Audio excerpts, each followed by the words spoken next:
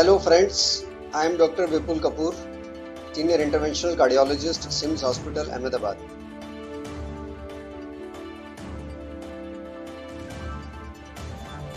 Heart failure is a dreaded complication of heart disease.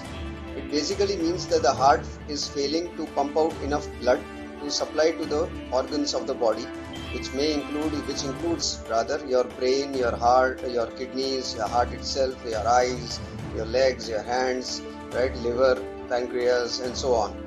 Right. So heart failure is pretty common, and in fact it is about 1 to 2% of the Indian population as of now. So that means a lot of people who suffer from this dreaded complication. Heart failure causes a variety of symptoms, most notably shortness of breath. People can have fatigue, right?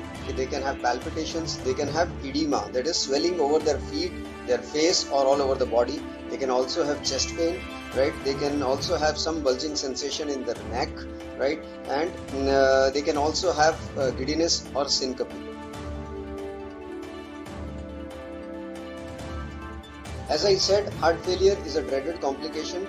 People who have had previous heart attacks or previous pre-existing heart disease, say in the form of a congenital heart disease, that is a birth defect, problem with the heart since birth, right?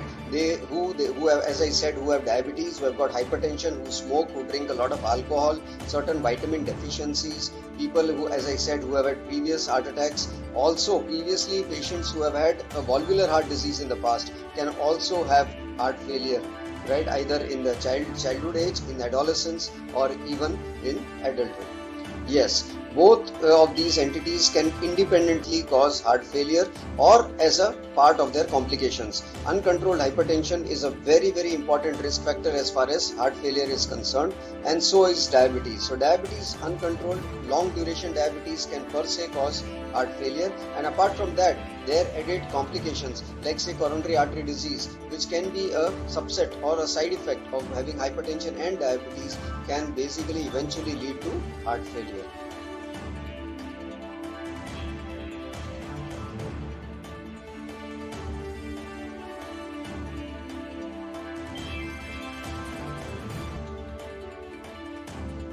Very, very important is to be aware about heart failure. What exactly heart failure is all about, right? And being aware does mean that you have to consult your doctors immediately. The symptoms that we just mentioned, like most importantly shortness of breath, fatigue, pedal edema, some chest discomfort, or swelling over the body, immediately should alert the person, right, whether a male or a female, that he or she may have heart failure, and consult the doctors immediately.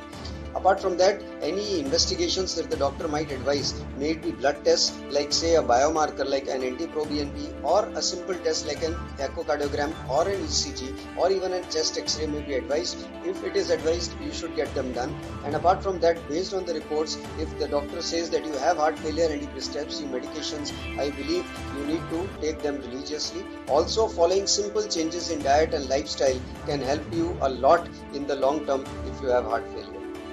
As I said, heart failure needs a multi-pronged approach to treat it, right? So starting from as simple as diet, right, like taking limited amounts of salt, right, restricted amounts of fluids, right? Apart from that, lifestyle modifications, like you need to, depending upon your heart function, based upon your echocardiography and your clinical functional status, right, the doctors might advise you some form of exercises. So lifestyle modifications, right, as far as exercises are concerned, can help you a lot. Apart from that, medications, right, like diuretics, which remove the excess fluid from your body, right, certain heart strengthening medications, blood thinners, right, antihypertensives, that is your blood pressure lowering medications, diabetes controlling agents, all of these for multi-pronged therapies for heart failure. Apart from that, newer heart failure drug therapies are now available, right, which on examination the doctor might prescribe you with.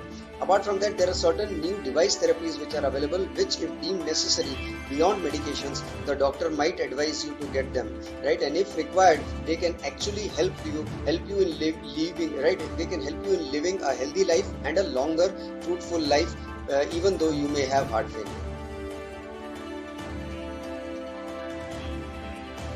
People who live with heart failure, first and foremost, be aware of the disease, that what complications it can cause, what are the symptoms that heart failure may have. Regular visits to the doctors are very, very important. To your concerned physician is very, very important. noting small changes in your daily routine, like increase in your body weight, decrease in your urine amount, right, swelling over the body, right, evidence of breathlessness, some evidence of chest pain, right, some evidence of palpitations, all of these should alert you that your condition is worsening. So immediate consultation with your doctor.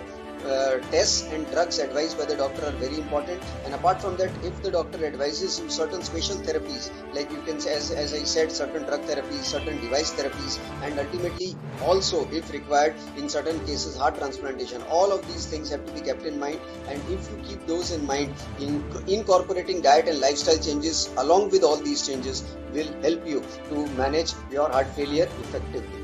Yes, very, very important question and very, very relevant to heart failure. As I said, salt intake is very important because the more amount of salt that you take, the more amount of fluid you retain, and the chances of your worsening of heart failure. So, salt amounts in moderation, say roughly about 3 to 5 grams in milder cases, and less than 3 grams or just about 3 grams per day in moderate to severe cases of heart failure is very important. Apart from that, any poisonous or toxins, like you can say smoking and alcohol, right, can worsen your present status of heart failure or exacerbate your heart failure. So you can have added hospitalizations, you can add up your costs, and you can also be suffering from heart failure a lot if you don't follow these practices. So decrease your salt intake, decrease your alcohol or even stop it, decrease your smoking or even stop it, and that can reduce your hospitalizations and even eventual mortality from heart failure.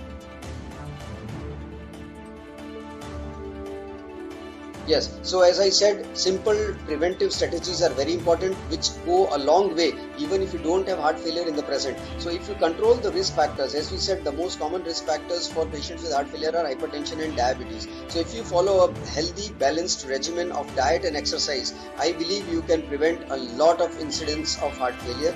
If you have hypertension, then controlling it at a very early and very effective stage, right, is very, very important. Diabetes, you can prevent diabetes by having a good balanced diet as well as exercise, and prevention and avoidance of alcohol and tobacco or nicotine in whatever form that you have been taking. So if you prevent these risk factors, the traditional risk factors, right, you can control your development of heart failure in the future, right. Apart from that, right, if you already have hypertension, diabetes, control them. If you have a habit of smoking and alcohol, restrict or stop them, right. Follow a healthy lifestyle, and you can actually listen to your doctor, get your tests regularly done, get your medications checked, and look at the medications if they require any improvements or reduction, right, and if any special therapies are required, that also can be taken into account. So once you have that, you can manage your heart failure very, very well. Thank you very much.